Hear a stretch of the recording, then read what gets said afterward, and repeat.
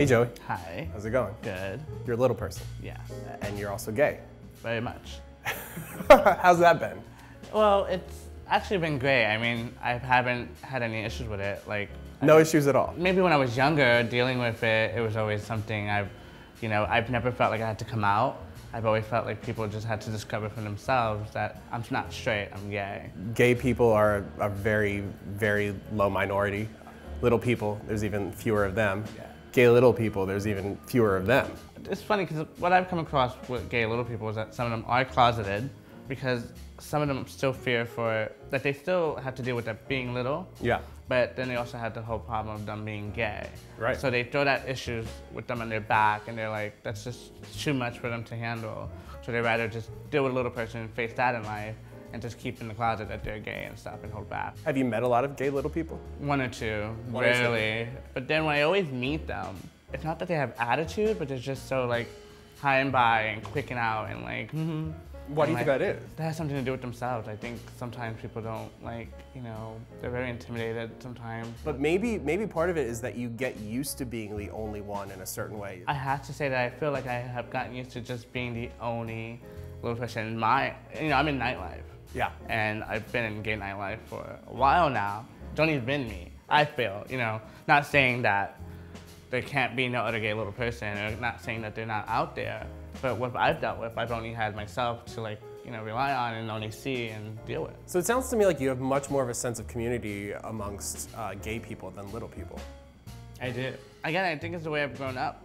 When you're growing up little, they try to tell you about this organization, which is Little People of America. Yeah. And everyone always join it. You're little. They always told my mom, put your son in there, let him join the program. He could be around our little people and something. But it just wasn't.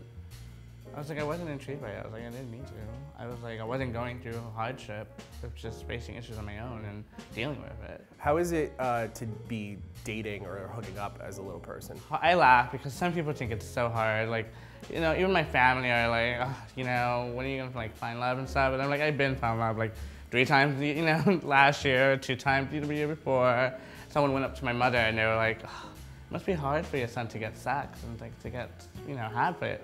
And my mom's like, if you only knew what my son was about. Yeah. I have no hold back when it comes to my mom. I sit with her and I'm like, I had sex with this guy yesterday and it was just so bad because his nut tastes just so, and then she's just like, no, I don't want to hear it. And I was like, oh, I'm just letting you know. Fair enough. You want to have mom and son time, we're gonna have mom and son time. So, a lot of people think, it must be hard for me, but I haven't had no issues. You get laid all the time. I do. How often are guys that you sleep with, how often do they express curiousness about sleeping with a little person? Really, I haven't really come across a guy who tells me that they're curious.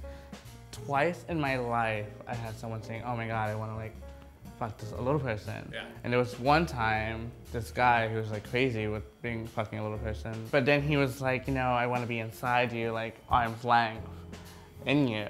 And I'm like, with what? And he was like, with my arm, and I want to have you like a puppet and stuff like that. Oh, that's I think a just lot. wait right here. I'm gonna get a drink or so. Yeah. And something like that extremeness was real too much for me. That's where you draw the line. That's where I draw the line. That's disappear. fair. Yeah, nobody wants to be a puppet. Nobody wants to be. When you talk about moving my insides and redirecting them, something that's not happening. Yeah. One of the fears would be oh, don't objectify me. But to me, in a hookup context, objectification is the name of the game. What this brings me back to is that the way I kind of live life, and it's not the way a lot of other little people live life, is that sometimes I forget I'm a little person. Really? I go about life like if I'm normal. Yeah. I don't see myself being that 4'4" person walking down the street. When I'm talking to a guy, when I'm hooking up, it's sometimes I go straight into things because the way I have conversations with, you remind yourself, oh, you are a little person. You gotta remind yourself that you are, 4'4" and that person's 6'2", so you're about to, because I have normal conversation. It speaks a certain relaxation with yourself to be able to sort of forget. I think people would expect you to always be aware and for it to be this hardship and blah, blah, blah, blah, blah, but it doesn't sound like that's been your experience. Yeah, if I want someone and they don't want me, maybe it's well, that's sure. the hardship. Joey, you live a fascinating life. I hope so, in a way of... Clearly. I mean, you don't even have to hope or do anything. You just do. Just the way that you navigate the world is extremely uncommon.